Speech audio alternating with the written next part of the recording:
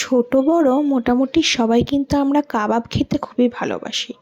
তো কিছুই না, চলো শুরু করি আজকের রেসিপি।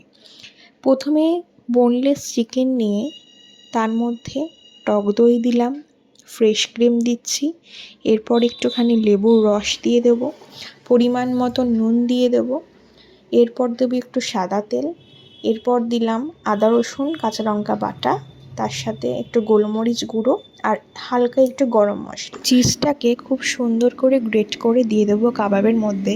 এটাই কিন্তু টেস্টটা আরও বেশি এনহ্যান্স করে। আর দিলাম একটুখানি কর্নফ্লাওয়ার, আর একদম লাস্টে দিলাম ধনেপাতা কুচি।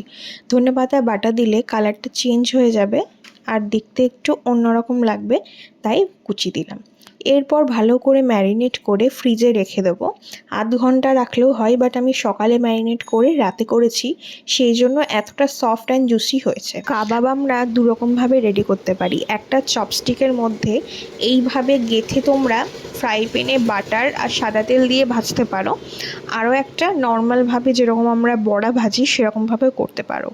ভিডিওতে তোমাদের দুরকম পদ্ধতি আমি শেয়ার করেছি। তোমরা ম্যারিনেটটা যত সুন্দর করে করে ফ্রিজে যত বেশিক্ষণ রাখতে পারবে, কাবাবটা কিন্তু ততটাই বেশি জুসি অ্যান্ড সফট হবে। আমি এটা ফার্স্ট টাইম ট্রাই করেছিলাম, খুব ভয়েই ছিলাম যে কাবাব করতে পারবো কিনা, বাট সত্যি কথা বলছি রেস্টুরেন্টের থেকে অনেক বেশি ভালো হয়েছিল। আমাদের বাড়িতে কাবাব খেতে কিন্তু সবাই খুব পছন্দ করে। তোমরা কিন্তু অবশ্যই বাড়িতেই রেসিপিটা ট্রাই করবে।